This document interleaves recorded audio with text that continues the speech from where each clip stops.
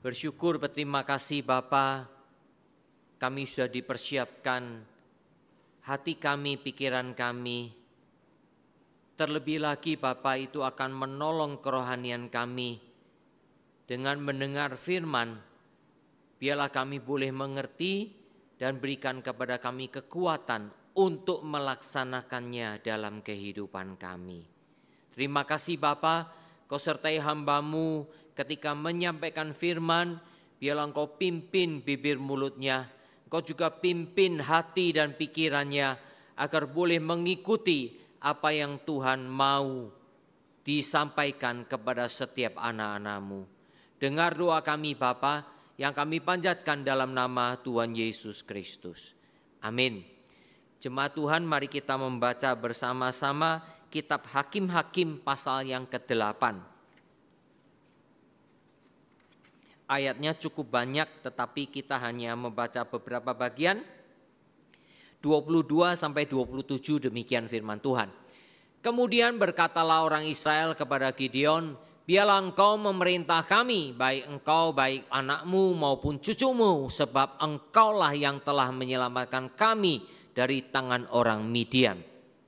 Jawab Gideon kepada mereka, aku tidak akan memerintah kamu dan juga anakku tidak akan memerintah kamu, tetapi Tuhan yang memerintah kamu.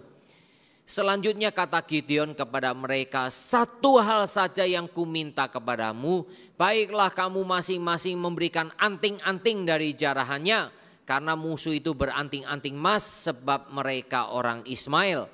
Jawab mereka, kami mau memberikannya dengan suka hati. Dan setelah dihamparkan sehelai kain, maka masing-masing melemparkan anting-anting dari jarahannya ke atas kain itu.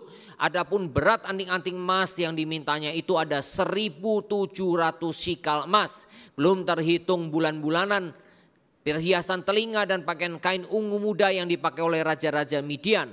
Dan belum terhitung kalung rantai yang ada pada leher unta mereka.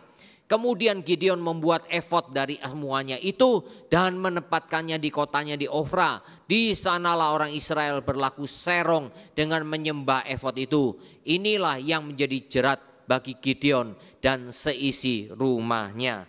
Lalu ayat 32 sampai 34. Gideon bin Yoas mati pada waktu rambutnya telah putih, lalu dikuburkan dalam kubur Yoas ayahnya di Ofra kota orang Abieser.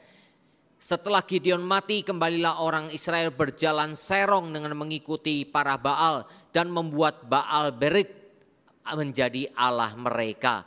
Orang Israel tidak ingat kepada Tuhan Allah mereka yang telah melepaskan mereka dari tangan semua musuhnya di sekelilingnya. Demikian firman Tuhan, berbahagia kita yang membaca, merenungkan dan melakukannya dalam hidup kita. Saudara, kita akan merenungkan tentang satu topik, alat anugerah bukanlah Tuhan. Saudara, mungkin kita bertanya, apa sih itu alat anugerah? Nah saudara, di dalam pengajaran teologi reform, saudara, alat anugerah itu menunjuk kepada dua hal. Pertama, Alkitab. Alkitab adalah firman Tuhan, itu adalah alat anugerah. Dan kedua, adalah sakramen-sakramen yang Tuhan berikan, perintahkan kepada kita, yaitu sakramen perjamuan kudus dan sakramen baptisan. Itulah alat anugerah. Saudara, di sebelah kanan kita saudara itu alat-alat anugerah, ya, yaitu Alkitab di tengah, kemudian yang di samping kanan saudara itu tempat untuk baptisan, air baptisan. Di sebelah kiri adalah untuk perjamuan kudus. Ini namanya alat-alat anugerah. Nah saudara, alat anugerah itu bukan Tuhan. Ya, bukan Tuhan. Jadi saudara dan saya harus selalu ingat hal ini. Nah lalu apa kaitannya dengan perjanjian lama? Khususnya juga berkenaan dengan Gideon ini. Ya. Nah saudara, kalau kita mengacu kepada fungsinya, yaitu penyataan Allah atau wahyu Allah kepada umatnya, termasuk kepada kita gereja, ya, Alkitab, kemudian sakramen perjamuan kudus, sakramen baptisan, itu semua adalah fungsi menyatakan anugerah Tuhan, wahyu Tuhan kepada kita. Maka saudara, dalam perjanjian lama cukup banyak juga saudara alat anugerah itu kalau mau dikaitkan. Yaitu yang pertama hukum Taurat. Ya, hukum Taurat. Saudara, Israel menerima ya 2 loh batu ya melalui Musa di Gunung Sinai pada waktu perjalanan mereka melewati padang gurun setelah keluar dari Mesir. Dan bahkan loh batu itu, 2 loh batu itu ditulisi oleh tangan Tuhan, ya, ditulis dengan tangan Tuhan 10 hukum Tuhan. Jangan menyembah Allah lain di hadapanku. Jangan membuat patung menyerupai apapun. Jangan. Hormatilah, ya, ingatlah hari Sabat. Hormatilah orang tuamu. Semuanya sampai selesai 10 hukum. Ditulis dengan tangan Tuhan. Saudara, jangan saudara berpikir, tulisan tangan Tuhan itu bagus apa jelek ya? Ya kan? Mungkin saudara, wah ditulis tangan Tuhan. Pasti bagus dong ya. Saudara, kita tidak usah berpikiran begitu. Ingat saudara, loh batu itu juga nantinya akan ditaruh di apa? Di tabut Allah yang akan mendirikan kemah suci, dan di tengah-tengah di ruang Maha Kudus ditaruh tabut Allah, dan di dalam tabut Allah itu harus ditaruh loh batu hukum Taurat dan juga mana, roti mana yang Tuhan berikan dalam perjalanan Israel di padang gurun. Nah, inilah tabut Allah ya. Karena itu di dalamnya ditulis dikasih penerangan, ada jenis kendi gitu ya. Itu ditaruh mana, dan kemudian ada 2 loh batu ya, tabut Allah. Saudara ingat di zaman sebelum Nabi Samuel, yaitu Imam Eli, bangsa Israel pernah menganggap ini tabut Allah, kita mau melawan bangsa Filistin, maka mereka mengambil tabut Allah. Ayo Tuhan menyertai kita. Tabut Allah digotong oleh orang-orang Lewi, ditaruh di atas pundak mereka berempat. Mari kita menyerang orang Filistin. Tuhan menyertai kita. Akhirnya tabut Allah direbut oleh bangsa Filistin. Mereka kalah.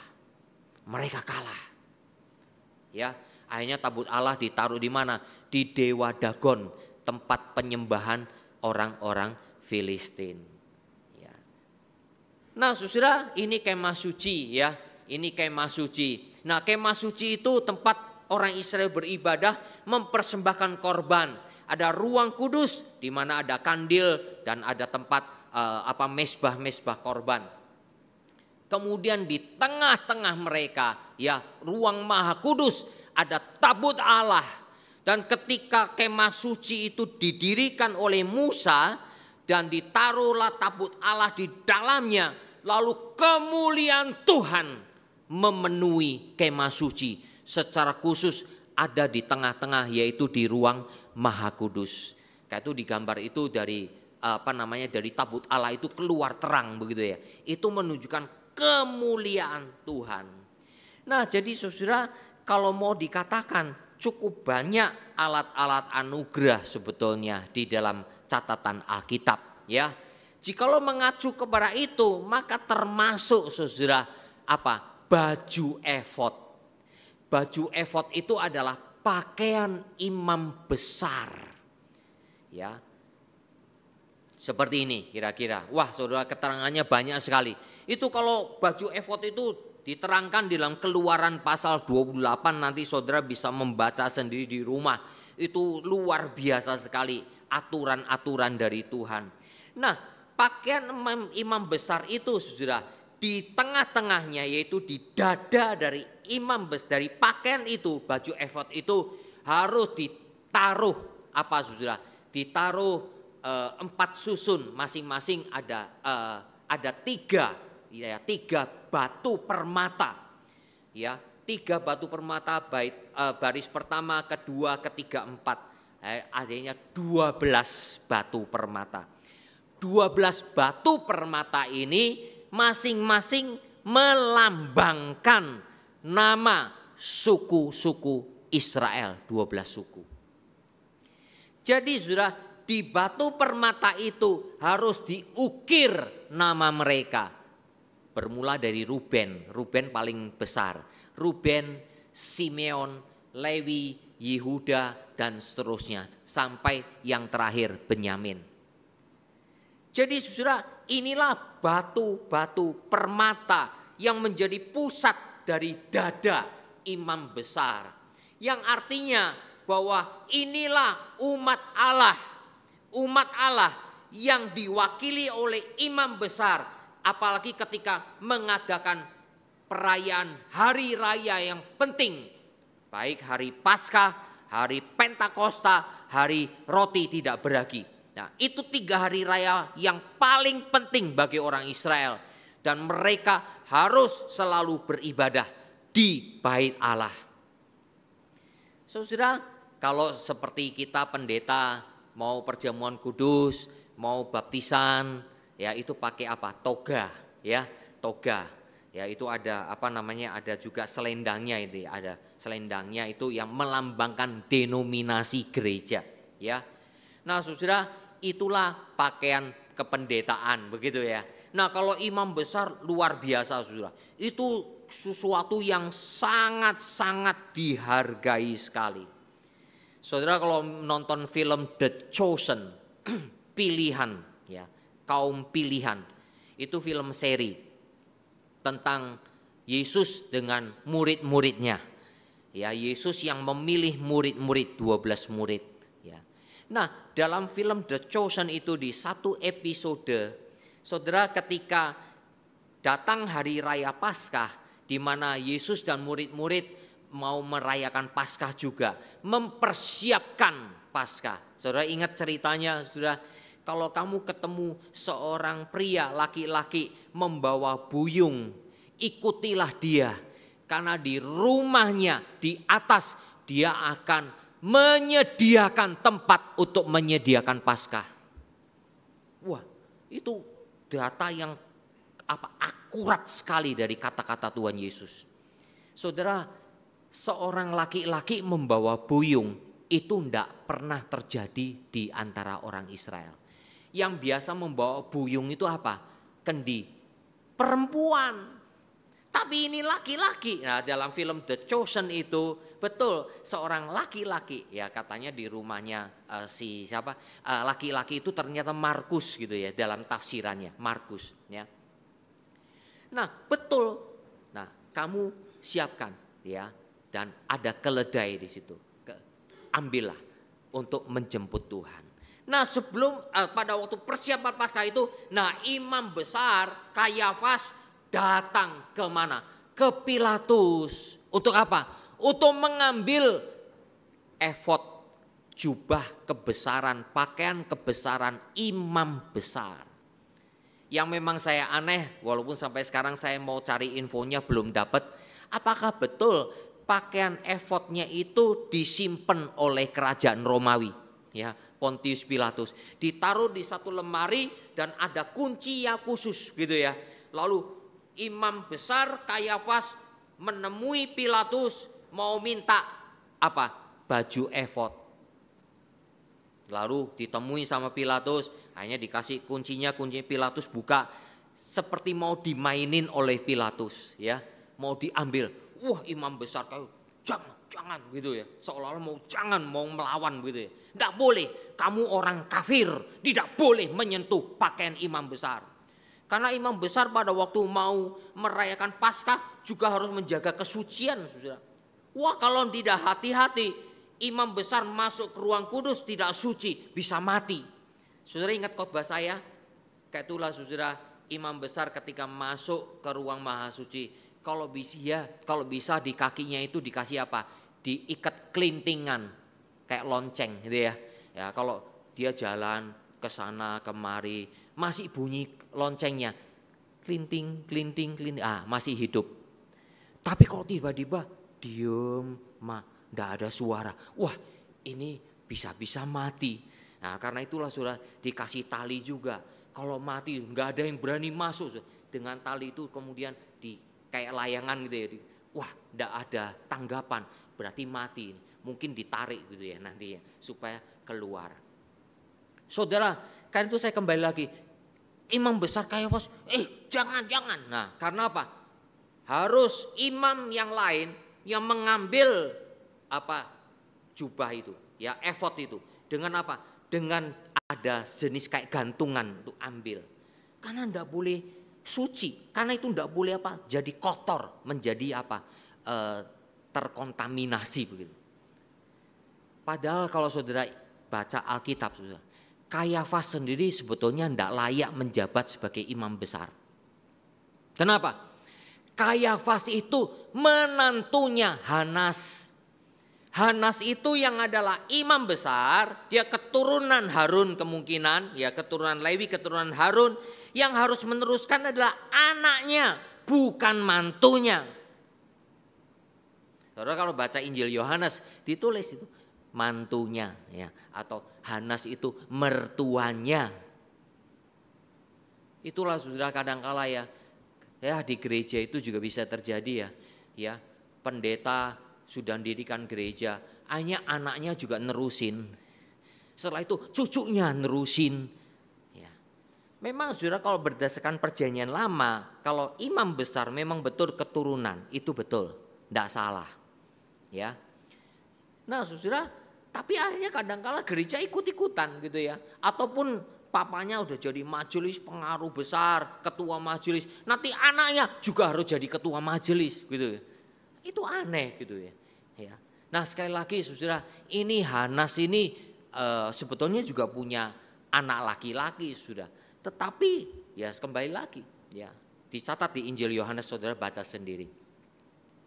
Kenapa kok harus Kayafas? Jadi Kayafas ini sebetulnya tidak layak menjadi imam besar. Dia cuma mantu. Nah saudara di sini lihat saudara. Pelanggaran terhadap aturan hukum Taurat. Saudara banyak orang yang katanya mengerti firman Tuhan. Tapi seringkali firman Tuhan dipelintir menurut keinginannya sendiri. Sering itu saudara. Ya karena kalau kita mau berdebat, kita pakai firman Tuhan seolah-olah itu yang paling benar. Ya, jangan saudara. Saudara mari kita lihat satu demi satu mengenai Gideon. Kita sebetulnya bersyukur kepada Gideon saudara. Kalau mengingat awal-awalnya saudara, Gideon disebut sebagai pahlawan yang gagah berani. Saudara malaikat Tuhan ketika ketemu sama Gideon sudah langsung menyebut, Gideon, hai engkau pahlawan yang gagah berani. Walaupun Gideon merasa rendah diri saudara. Aku ini siapa? Aku ini siapa? Ya. Lagi pula Gideon berhasil mengalahkan orang Midian dan membuat tanah Kanaan aman selama 40 tahun. Saudara membaca Hakim-Hakim 8 ayat 28. Sebetulnya kalau saudara melihat sikap Gideon awalnya itu sangat bagus. Ketika dia sudah mengalahkan semua musuh-musuh Israel, luar biasa. Tapi kemudian tadi kita baca, datanglah semua Israel ke Gideon. Gideon, kami ingin kamu yang memerintah, anak-anakmu dan cucu-cucumu memerintah atas kami. Luar biasa kan? Tapi saudara, Gideon sadar dia tidak mau. Dia dan keturunannya tidak boleh memerintah atas Israel. Saya ingat saudara ingat khotbah saya saudara pada waktu Gideon mau dipanggil oleh Tuhan. Tuhan siapa saya? Saya ini dari suku Manasye dan saya juga dari kaum yang paling kecil di antara suku Manasye. Gideon itu orang yang rendah hati. Dan sekaligus ada rendah dirinya. Ya kan? Rendah hati sama rendah diri itu kadang-kala 11-12 saudara. Ya. Jadi saudara harus teliti sendiri, saudara itu rendah hati atau rendah diri. Saudara harus teliti sendiri. Ya. Nah saudara, Tuhan suka orang yang demikian, ya. Apalagi Gideon sadar, mungkin dia ingat kepada nubuatan dari Yakub ketika mendoakan 12 anak-anaknya. Ya, sebetulnya bukan 12 ya, 13 karena dari Yusuf kan ada 2 suku, yaitu suku Manasye dan Efraim, ya. Kemudian Lewi dikhususkan bagi Tuhan. Nah, Saudara, ketika Yakub mendoakan mereka, ketika mendoakan Yehuda, herannya Yakub bisa mendoakan apa? Dari Yehuda lah akan turun pemerintahan, kerajaan selama-lamanya. Jadi Saudara, dari sini saya pikir ini Gideon ini awal-awalnya sangat bagus sekali. Orangnya rendah hati, tahu diri.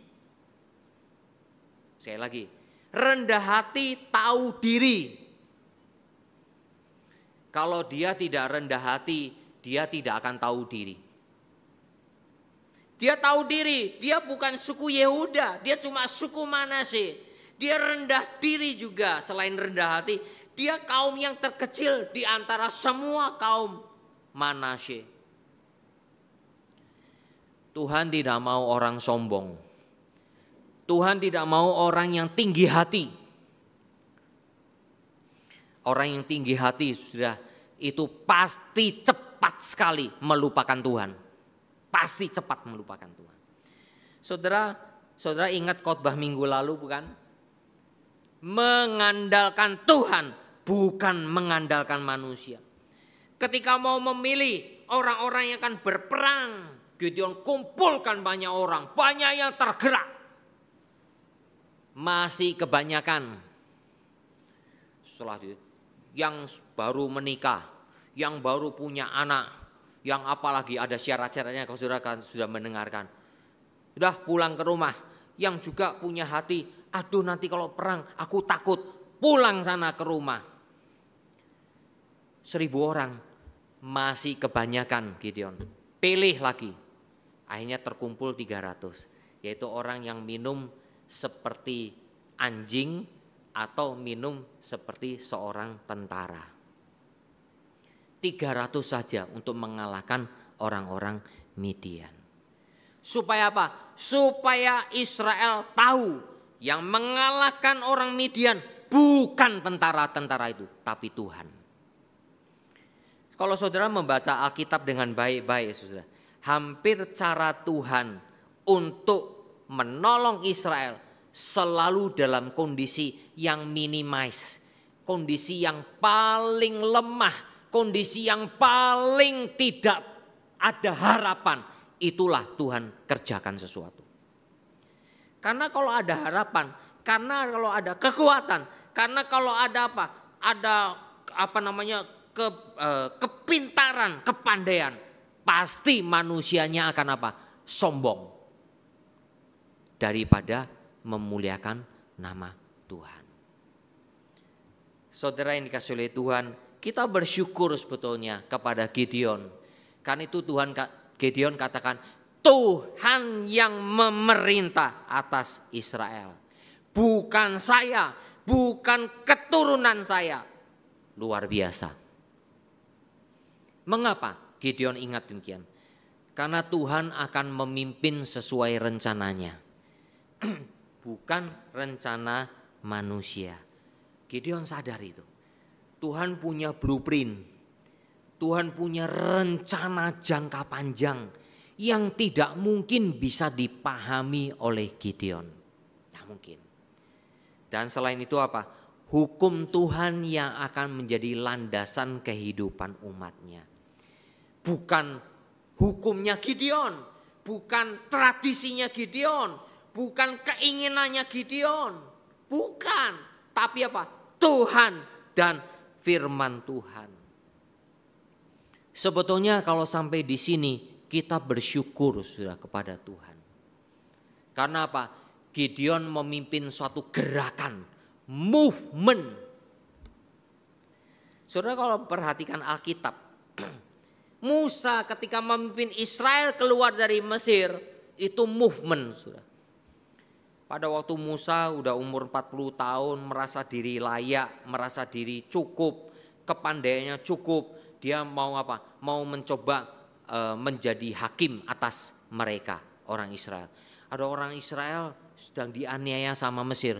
Orang Mesirnya dibunuh sama Musa. Wah, udah kamu selamat, sudah. Pulang. Kalau ada orang Israel saling apa? Saling berkelahi. Musa datang. Kenapa? Kamu saudara seiman loh. Ayo jangan berkelahi. Apa Kang? Siapa kamu? Kamu jadi hakim atas kami. Kamu pasti akan membunuh kami juga ya. Salah satu dari kami. Seperti engkau telah membunuh orang Mesir. Langsung Musa ketakutan. Saudara, Musa menganggap diri layak. Tuhan katakan, kamu belum layak. Setelah 40 tahun berikutnya, 40 tahun menggembala kambing domba, mbek gitu aja. Ketika sudah ketemu mbek terus, baru disitulah Musa menjadi rendah hati. Tuhan, aku enggak layak, aku enggak pandai bicara. Nah, inilah yang akhirnya Tuhan panggil Musa.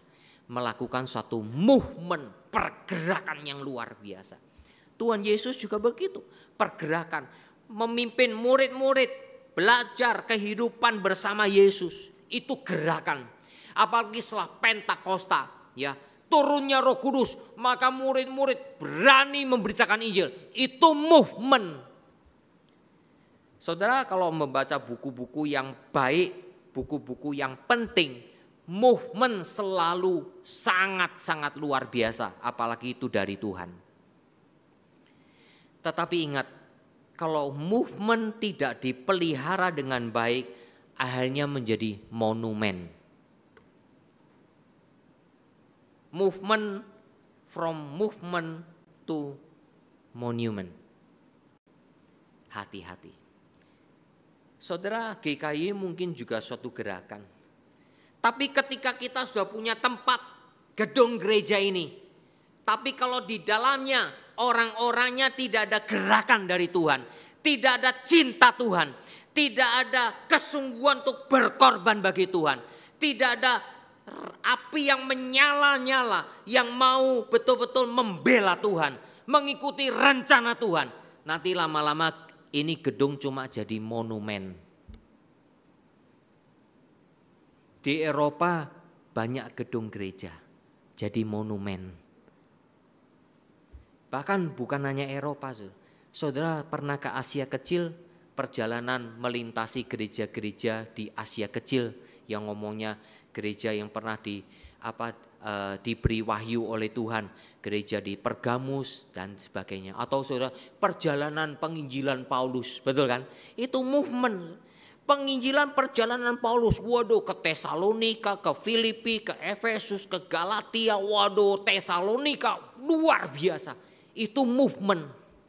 Tapi ketika itu menjadi gereja, menjadi settle, tapi orang-orangnya tidak sungguh-sungguh kepada Tuhan, itu menjadi monumen. Dan Gideon sedang mendirikan monumen. Monumennya apa, saudara? Baju efod dari emas. Saudara, kumpulkan anting-anting yang sudah kamu berikan. Waduh, saudara, wah, kami berikan dengan suka hati, dengan sukarela, semuanya kasihkan. Terkumpul 1.700 sikal emas. Berapa kilo, saudara? 19,4 kilo. 19,4 kilo. 1 kilo sekarang berapa emas? 2 miliar lebih ya mungkin ya. 2 miliar setengah mungkin ya. Itu kalau 2 miliar setengah 19 kilo aja udah berapa sudah? 38 ditambah lagi separuhnya dari sudah enggak ingat lagi saya. Wis pokoknya 40 miliar. 40 miliar baju efod dari emas. Mulia enggak, saudara? Mulia, waduh, emas semuanya. Ditambah dengan apa?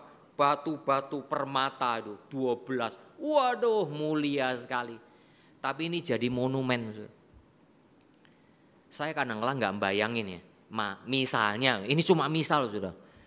Ini saya ngomong sama saudara, kalian semua tergerak. Semua kasih STNK, BPKB, sertifikat rumah. Bangun yang gede. Saya takut sudah bisa jadi monumen. Jangan saudara pikir saya kesenangan, tidak sudah. Saya bisa takut sudah. Kenapa? Saya bisa serakah dalam hati saya. Saudara yang kasih oleh Tuhan, sebab itulah ketika dari movement akhirnya Gideon mengarahkan menjadi monumen. Sejak saat itulah menjadi jerat bagi Gideon dan keluarganya. Orang Israel bukannya menyembah Tuhan, tapi menyembah efod emas. Ditaruh di kotanya Ofra. Taruh di situ, mungkin taruh di tengah-tengah. Waduh, semua orang datang menyembah efod. Jadi saudara, efod akhirnya dipakai untuk penyembahan. Setelah menyembah efod, akhirnya lama-lama menyembah Baal. Gak beda kan? Apa bedanya? Menyembah efod dengan menyembah Baal. Akhirnya masuk ke dalam ikatan perjanjian dengan dewa Baal. Baal Berit. Saudara, Berit itu adalah istilah kata yang artinya perjanjian. Baal Berit berarti perjanjian Baal. Ketika Tuhan melakukan perjanjian kepada Israel itu disebut Berit. Berit itu artinya perjanjian.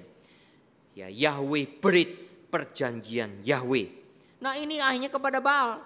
Saudara ingat, dosa yang kecil kalau engkau tidak sadar lama-lama akan menjadi dosa yang besar.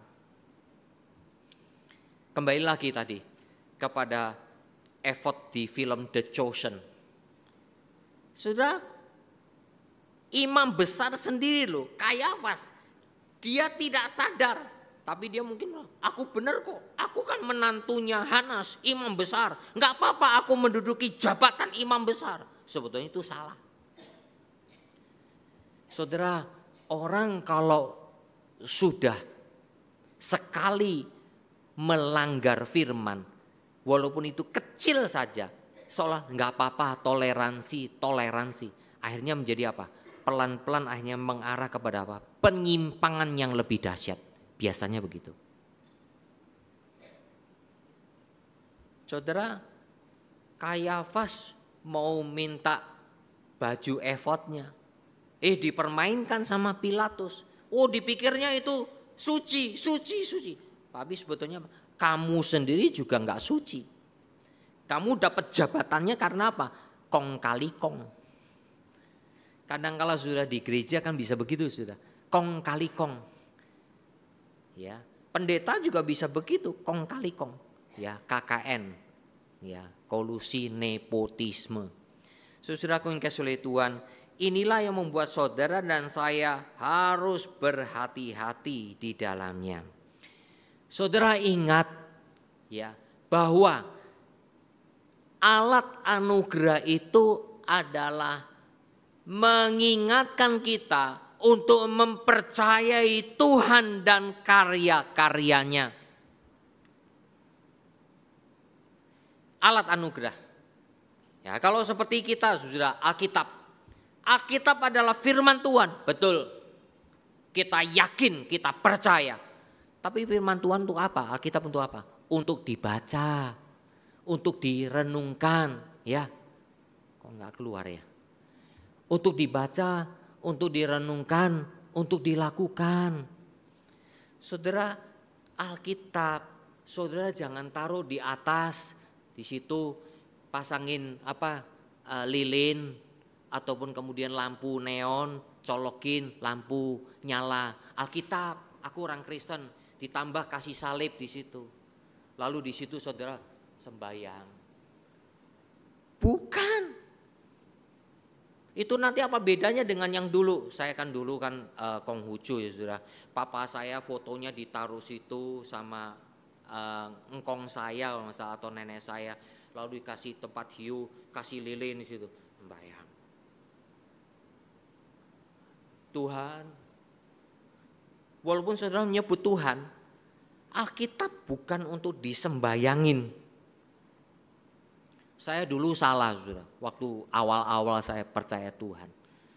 Karena saya dulunya kan bukan orang percaya. Suatu kali saya masuk rumah sakit, saudara. Pas saya tahu sekali itu sebelahnya kamar mayat, saudara. Belum lagi saya di kamar kelas 3, harusnya 3 orang, saya sendirian. Wah, takut, saudara. Tuhan tolong saya. Hanya pikir, taruh Alkitab di samping saya, samping kepala saya.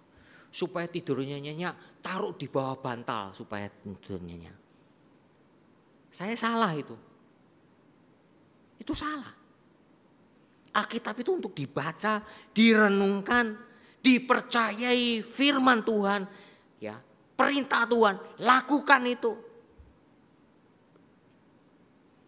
Jadi saya harap kalau saya datang ke rumah saudara, jangan sampai ada Alkitab ditaruh di atas, dikasih neon-neon gitu ya. Lalu gitu ya. Jangan loh ya. Nanti suruh doa puasa 40 hari 40 malam, bertobatlah kamu. Ya. Dibaca, direnungkan, lakukan, itu firman Tuhan. Lalu alat-alat anugerah yaitu sakramen bagaimana? Seperti perjamuan kudus, kemudian juga dengan baptisan. Taati dalam iman. Taati dalam iman.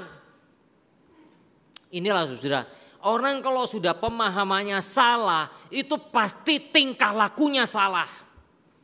Saya melihat satu video, saya tidak mau ngomong gereja mana. Nanti nggak enak juga. Nah saudara, di video itu saudara, ketika perjamuan kudus. Ya namanya jemaat saudara, ada rotinya jatuh. Waduh, aduh gimana? Memang betul harus dibersihkan. Tapi pada waktu membersihkan itu, waduh betul-betul pakai tata cara lah. Karena konsep dari gereja tersebut, wah ini tubuh Tuhan.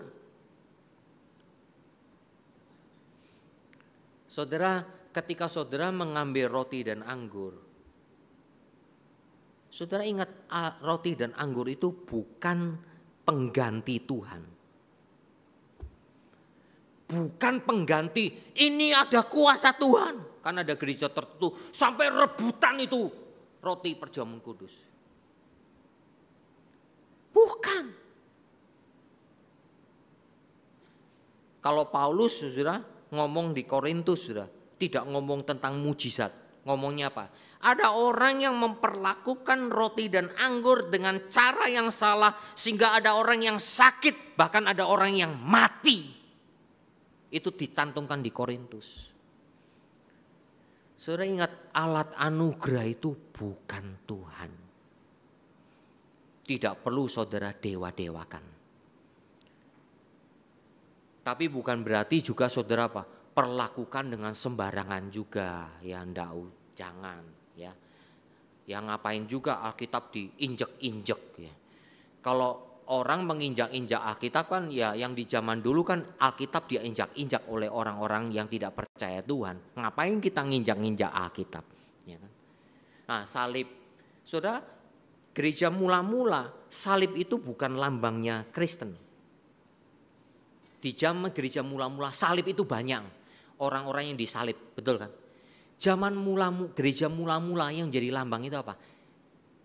Ikan, tanda ikan, ditulisi iktus, yaitu Yesus Kristus, Theos, Huios, Savior, ya Savior, ya Soter, ya Soter, Yesus Kristus, Theos, Huios, Soter, pakai ikan, iktus, itu lambang mula-mula gereja. Nah Kristen akhirnya pakainya salib ya, karena setelah Kaisar Konstantinopel ya bawa ngelihat salib, akhirnya dia perang bawanya salib ya, bawa salib. Nah mulai saat itu kebanyakan gereja mulai ada salib. Tapi sore jangan salib gitu didoain, disalib, dipegang salib. Saudara ingat, hati-hati. Itu menjadi pengantara, itu salah sekali. bahaya sekali. Konsentrasilah kepada Tuhan, konsentrasilah kepada firman Tuhan. Itu baru benar. Jadi kita nggak bayangin yang lain, nggak bayangin alat-alat perjamuan, nggak bayangin salib, nggak bayangin apa, nggak bayangin apa. Ingat kepada Tuhan dalam firman-Nya. Itu saja. Sekarang saya sudah begitu. Kalau dulu pernah salah, ya nggak apa-apa. Tuhan mengampuni kita kalau kita di dalam ketidaktahuan. Tapi kalau kita sudah tahu masih terus berbuat, bahaya. Saudara, saya ingin saudara membaca satu ayat, ini juga bagian dari mungkin alat anugerah, yaitu Wahyu 2 ayat 17. Wahyu 2 ayat 17 saya akan bacakan kepada saudara sekalian. Siapa bertelinga hendaklah ia mendengarkan apa yang dikatakan Roh kepada jemaat-jemaat. Barang siapa menang, kepadanya akan kuberikan dari mana yang tersembunyi, dan aku akan mengaruniakan kepadanya batu putih yang di atasnya tertulis nama baru yang tidak diketahui oleh siapapun selain oleh yang menerimanya. Ini wahyu Tuhan kepada jemaat di Pergamus. Kuberikan mana, kemudian apa?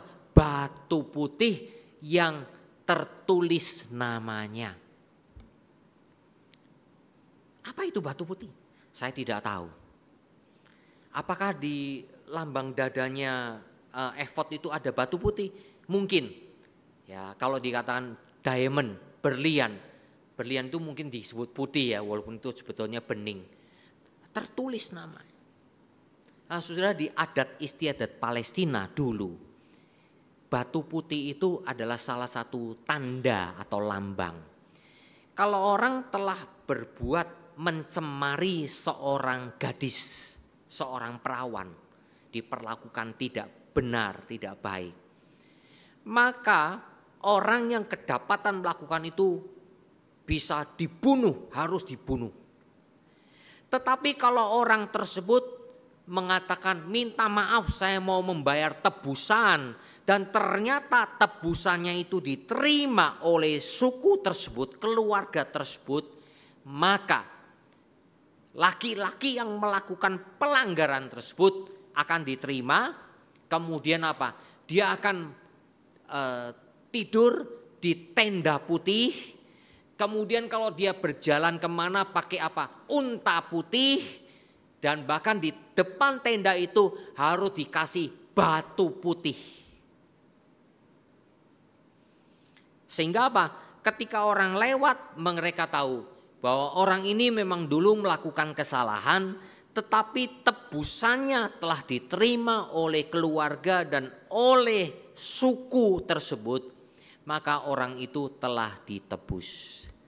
Berarti pada waktu Yesus berbicara kepada jemaat Pergamus, di antara kalian ada yang mengikuti aliran sesat. Saudara baca sendiri. Aliran sesat itu siapa? Mengikuti di situ pusatnya iblis ya. Kemudian mengikuti ajaran Bileam, mengikuti ajaran Nikolaus. Nah, orang-orang yang pernah sesat itu kemudian bertobatlah kamu, dan mereka bertobat, maka diberikan kepadanya batu putih. Saudara, kita semua bisa berbuat salah. Tapi kalau kita mau bertobat, bertobatlah dengan benar. Jangan lakukan kesalahan lagi. Jangan ulangi lagi. Kalau terus ulangi lagi, berarti saudara tidak bertobat. Pertobatanmu cuma air mata kucing, air mata buaya, atau air mata apa deh, kadal mungkin. Itu tidak sungguh-sungguh. Pertobatanmu harus sungguh-sungguh. Berarti apa? Tuhan sudah menebus kamu. Kiranya firman Tuhan menolong kita semua. Amin. Mari kita berdoa. Berkati firman-Mu ya Bapa yang telah kami dengar. Tolonglah supaya kami mengerti alat anugerah bukanlah Tuhan. Gideon sebetulnya telah menjalankan semua yang baik dari Tuhan. Bahkan dia tidak mau memerintah atas Israel.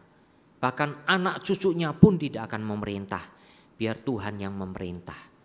Namun akhirnya Gideon tersesat ya Tuhan, menjadi jerat. Membuat patung efod dengan emas-emas yang dipersembahkan oleh bangsa Israel. Tuhan tolong supaya kami semua tidak tersesat. Kami bisa melakukan kesalahan Tuhan, karena mungkin kepercayaan yang lalu dari tradisi-tradisi nenek moyang yang masih terus kami ikuti. Tetapi ketika kami sudah bertobat, biarlah kami betul-betul berbalik kepada Tuhan dan tidak lagi mengikuti semua tradisi yang menyimpang dari firman Tuhan. Bapa, tolong kami. Bahkan termasuk Tuhan alat-alat anugerah dalam gereja, Alkitab yang kami miliki, ataupun perjamuan kudus yang kami ikuti, dengan alat-alat baptisan yang juga kami lihat bersama, bahkan juga tanda salib yang ada di gereja ataupun di dalam hidup kami. Tuhan, itu semua hanya alat anugerah. Kami tidak mau menggantikan Tuhan dari semua alat-alat ini. Biarlah Tuhan tolong supaya kami hanya mengingat Tuhan, pekerjaan Tuhan, firman Tuhan dalam kehidupan kami. Itulah artinya penyembahan yang sejati kepada Tuhan. Terima kasih Engkau mendengar doa kami ya Bapa, yang kami panjatkan dalam nama Tuhan Yesus Kristus. Amin. Saya serahkan kembali kepada liturgis.